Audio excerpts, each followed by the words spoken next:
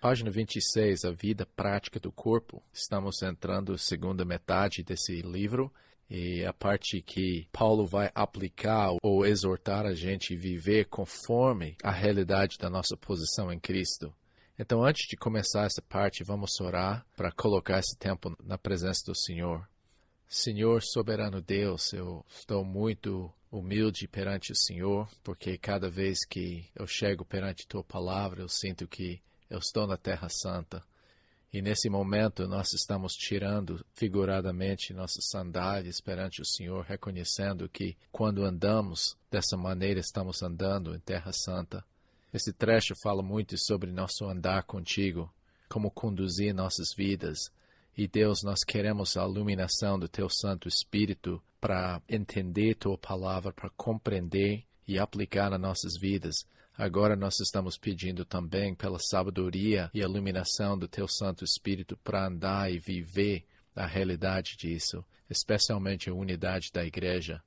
Pedimos, Senhor, Tua orientação durante esse tempo enquanto estudamos Tua Palavra, especialmente nessas primeiras partes aqui de capítulo 4. Colocamos isso perante o Senhor, muito agradecido, muito humilde, e com corações transbordando de louvor a Ti. Obrigado em nome de Jesus. Amém. Ponto A. A vida dos membros do corpo. Efésios 4:1 até 5:21. A realidade do novo nascimento é evidenciada pela transformação da vida. Não podemos enfatizar isso o suficiente. Quando eu falo com pessoas que não têm interesse, quando eu vejo pessoas que não têm experimentado nenhuma transformação, eu não gosto de cobrar dessa pessoa e falar, olha, você deve começar a viver melhor. Mas eu gosto de desafiar a pessoa a considerar se realmente esta pessoa nasceu de novo. Porque se tivesse nascido de novo, teria uma diferença da vida. A santificação é um processo. Nunca esquece disso. Todos nós estamos no processo a ser feito em conforme a imagem de Jesus Cristo.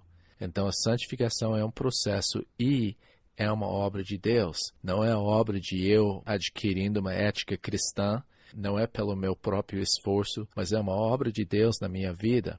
A chave desse crescimento é andarmos conforme com o que somos. Quando eu falo isso, é que fé me leva a crer o que a Bíblia declara sobre minha nova posição em Cristo, quem eu sou. O Espírito Santo me fortalece para viver a realidade dessa nova posição em Cristo. Número 1 fala andar digno do seu chamado. Então esse livro tem vários andares aqui, que Paulo admoestou a gente andar ou conduzir nossa vida conforme alguma coisa ou não conforme uma outra coisa. Agora, andar digno do chamado é a exortação dessa parte aqui de Efésios 4:1 até 16. Paulo definiu andar digno como uma vida de união na igreja, especialmente com o uso dos dons para a edificação dela. Quando eu escuto essa palavra andar digno, o que imediatamente vem na minha mente é que nossa vida deve corresponder de quem somos agora em Jesus Cristo. Normalmente, sem ler todo o trecho, de simplesmente ler versículo 1, eu ia pensar, vive uma vida santa, né? E é verdade, isso é parte do andar digno. Mas o que ele especificamente queria falar é de andar digno, é de andar em unidade. Ele não está só mostrando o indivíduo de viver sua vida, mas está exortando a igreja a viver sua vida como igreja em união. Semente 18, Efésios 4:1 a 6. Andar digno do nosso chamado é refletir a união da Trindade na igreja. Então vamos ler o trecho. Rogo-vos, pois, eu, prisioneiro do Senhor, que andeis de modo digno da vocação a que fostes chamados, com toda humildade e mansidão, com longanimidade, suportando-vos uns aos outros em amor, esforçando-vos diligentemente por preservar a unidade do Espírito no vínculo da paz. Há somente um corpo e um Espírito, como também foste chamado numa só esperança da vossa vocação. Há um só Senhor, uma só fé, um só batismo, um só Deus e Pai de todos, o qual é sobre todos, age por meio de todos e está em todos. Andar digno do nosso chamado é refletir a união da Trindade na Igreja.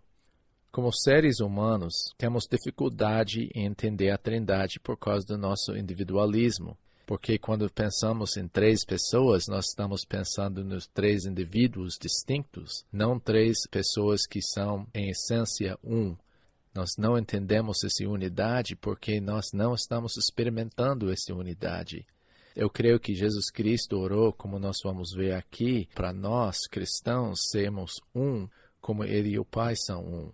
E Ele falou, através disso, o mundo ia entender que o Pai enviou o Filho. Então, a razão que pessoas têm dificuldade em entender o relacionamento entre Jesus Cristo e o Pai é porque nós não estamos refletindo essa união na Igreja. Deus nos criou à sua imagem e parte dessa imagem é sua união dentro da Trindade. A queda levou-nos a viver no individualismo. Pode ver isso que imediatamente Adão e Eva pararam de funcionar com equipe. Mas Jesus Cristo veio para restaurar essa união. Em João 17:11 ele falou isso, 17:21 a 23. Por isso, Paulo aconselha a preservarmos essa união já criada por Deus em nós, pela manutenção de atitudes corretas. Então, esse é o que é de andar digno.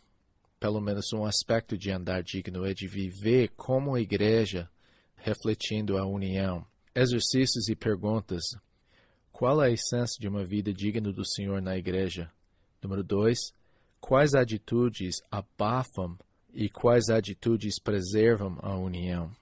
Número 3. Passe um tempo meditando na união da Trindade. Você já pensou sobre isso? Você já pensou em experimentar a união da Trindade dentro do seu casamento, dentro da sua família? Ore pela mesma união no seu casamento, na sua família e na sua igreja. Ponto A, exortação, parakaleo. Eu gosto muito dessa palavra, parakaleo, que como ele começou esse trecho, eu exorto vocês. Ele não usou uma palavra forte, ele não mandou, ele falou, eu estou exortando vocês a andar digno. Ele não usou o imperativo, o mandamento, ande digno do Senhor, mas ele falou dessa maneira de uma exortação. A palavra parakaleo é rogar, mas é encorajar, exortar, aconselhar. É uma palavra de chamar a pessoa para a ação. E ele usa o tempo presente e fala, eu estou fazendo isso, estou encorajando vocês a fazer isso. O que ele exortou? Eu estou encorajando você a andar digno do Senhor. A palavra andar é de conduzir sua vida. Não é de pular. Quando eu falo de pular com Deus, é que você vai de evento religioso para evento religioso, que muitos cristãos fazem.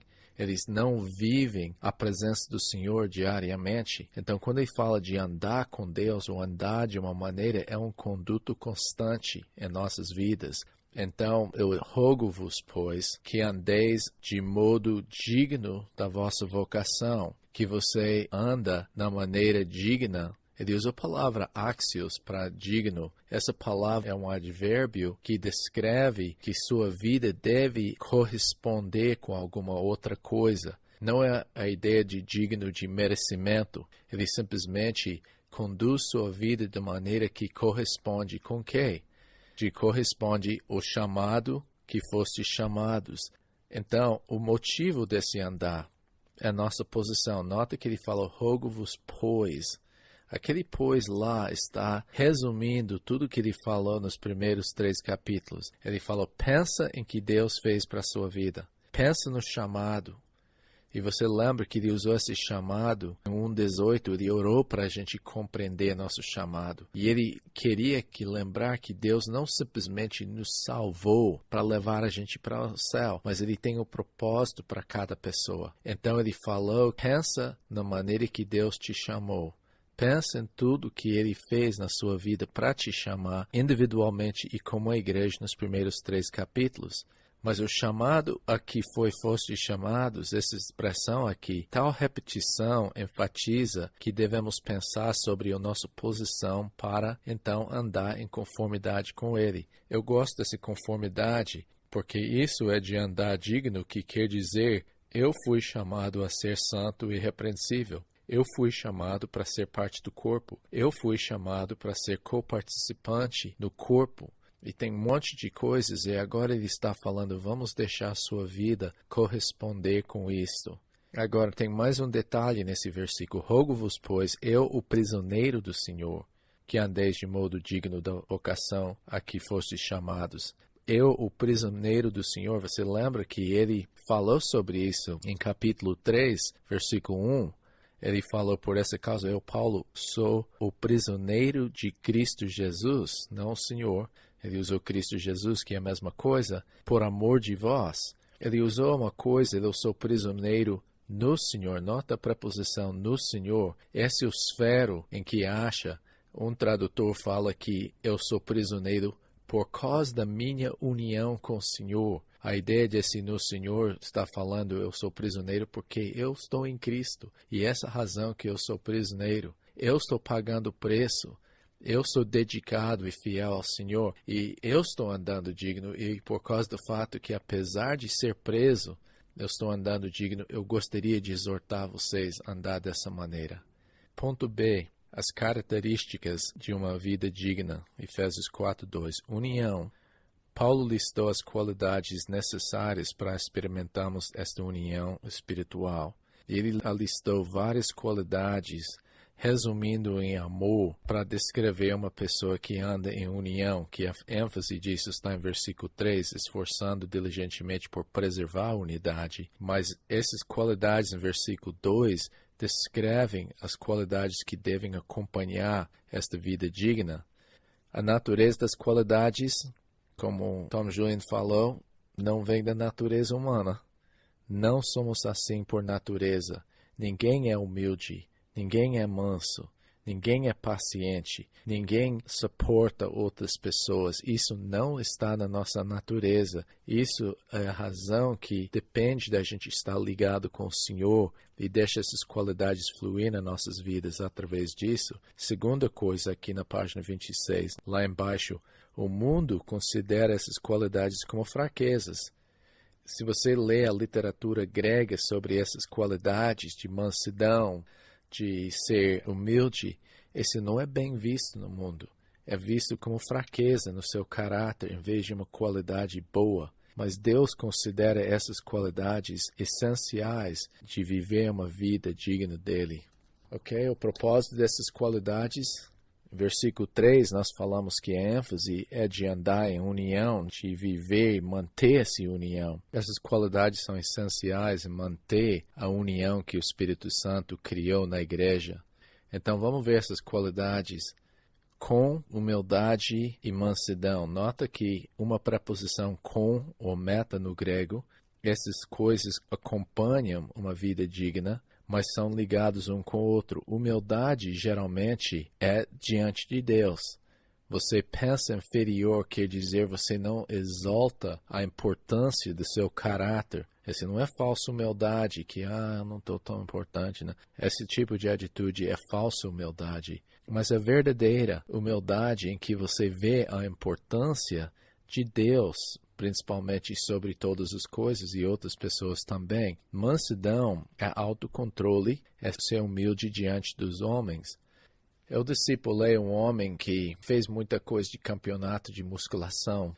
Eu acho que os braços dele estavam maior do que minhas pernas, ele estava tão musculoso.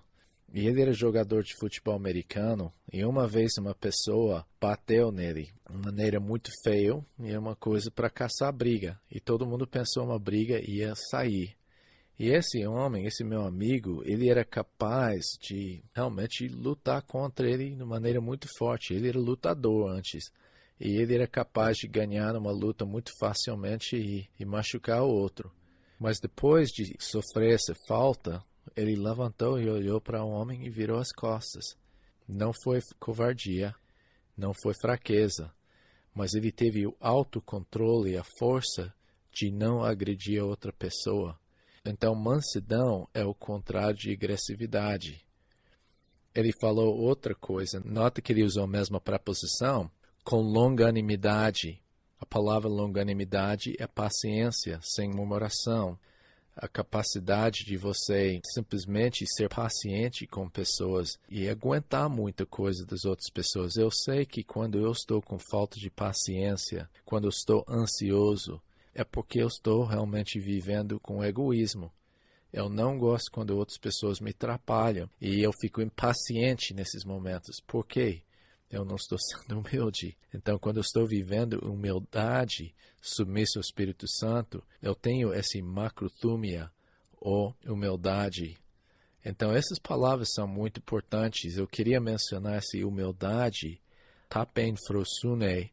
Isso é a palavra que é usada em Filipenses 2 para descrever a humildade de Jesus Cristo, que nós também devemos ter. Quando ele falou de mansidão, ele usou a palavra prautes, que isso é mesmo que está usado no bem-aventurados são os mansos, porque herdarão a terra, em Mateus 5. E quando ele usou essa palavra paciência, ele usou a palavra macrothumia, que é uma palavra muito comum, descreve muito a paciência de Deus que ele estende para nós, que devemos estender para as outras pessoas, que realmente muitas vezes eu falto essa paciência. Daí ele falou a quarta qualidade, é usado em 1 Pedro 4:8 também, mas é de suportar um ao outro em amor. Ele falou, suportando-vos uns aos outros em amor. A palavra usada em anexo, que significa de levantar, de suportar aquela outra pessoa. Isso é um pouco diferente do que está usado em outros trechos. É usado em Lucas 9:41, quando Jesus falou, quanto tempo vou aguentar esta geração, suportar esta geração. Ele usou também em Colossenses 3:13, num trecho paralelo.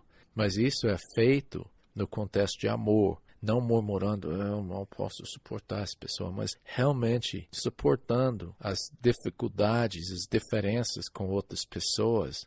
Esses são necessários.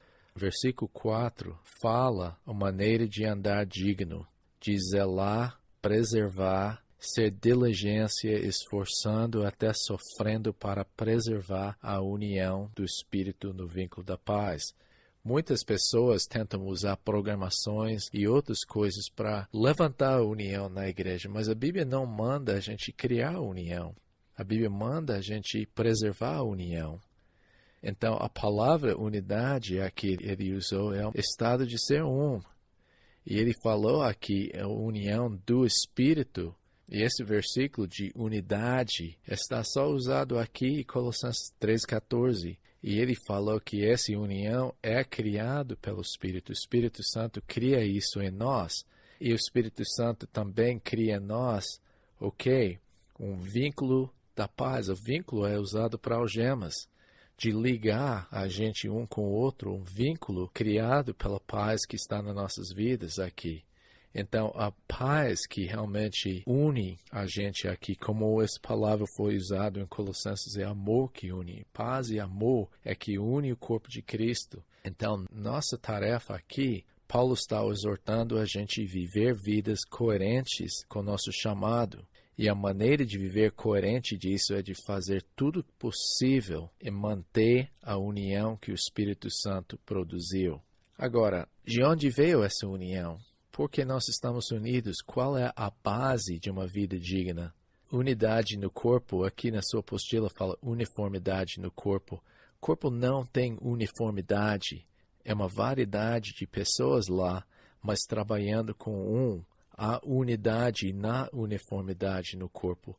Deus não criou duas igrejas, uma para os judeus e outra para os gentios. A igreja não deve ser dividida porque todos são iguais, mas todos são diferentes ao mesmo tempo. E ele ilustrou isso e falou, olha no caráter de Deus. O Pai, o Filho e o Espírito Santo são diferentes, mas são da mesma natureza. Então, nós como cristãos, nós somos diferentes, temos uma variedade de dons, variedade de personalidades, mas essencialmente, em quem nós somos transformados pelo Senhor, nós estamos unidos. Agora vamos ver essas três coisas. Eu quero que você veja a Trindade aqui, porque ele colocou três qualidades dos três membros da Trindade. O ponto disso é a união. E a razão que nós, na igreja, devemos ter unidade é porque essa unidade existe entre o Pai, Filho e Espírito Santo, porque ele fala no versículo 4, há um só corpo e um espírito, como também fostes chamados numa só esperança da vossa vocação. Nota que, mais uma vez, ele enfatizou essa palavra klesis, chamado, a vocação, e ele falou que nós, primeiramente, temos um corpo. A igreja é um corpo, e esse corpo foi criado pelo Espírito Santo, porque ele, batizando cada um de nós no mesmo corpo, habitando em cada um de nós, criou uma união dessa maneira. Ele falou em um só Espírito Santo. Eu tenho o mesmo Espírito Santo de qualquer outra pessoa que conhece Jesus Cristo. Ele não é dividido ou mais dentro de uma pessoa do que outro. E ele falou também uma vocação, uma esperança, que é a base da nossa vocação. Nossa klesis, mais uma vez, ele falou dessa importância de a gente ser chamado dentro do seu corpo para propósito específico. Então, um só corpo, um só espírito, uma só esperança, que é a base do nosso chamado, vocação. Daí, versículo 5. Aí, a união do Filho. Quando ele falou um só Senhor, aqui ele está descrevendo o Senhor Jesus Cristo. Há um só Senhor, uma só fé, que Cristo é a base, conteúdo da doutrina, que nós cremos sobre a mesma pessoa de Jesus Cristo, e um só batismo com o Espírito Santo. Quem realizou esse batismo? Conforme a Bíblia, Jesus Cristo batiza com o Espírito Santo. O resultado, um só Senhor e uma só fé. Quando a gente tem isso, estamos submissos do Senhor Jesus Cristo, estamos entendendo e crendo na mesma doutrina, nós somos em um só batismo. E a união no batismo, não que está falando batismo com água aqui, mas ele está descrevendo o batismo com o Espírito Santo criado por Jesus Cristo, que é o resultado. Como eu falei, quando submetemos o senhorio de Cristo, quando cremos em que Jesus ensinou, nós somos batizados com o Espírito Santo e temos essa união. Daí, finalmente, ele falou um só Deus e Pai de todos.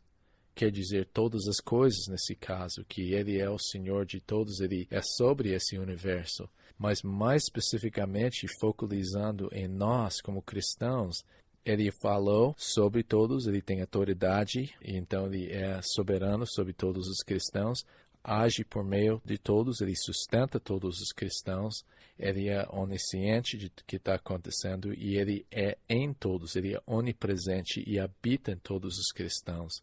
Então, a ênfase desses 3 versículos é que a razão que a união foi criada em nós é por causa da presença do Pai, Filho e Espírito Santo em nossas vidas e que nós devemos refletir seu caráter, a união da Trindade.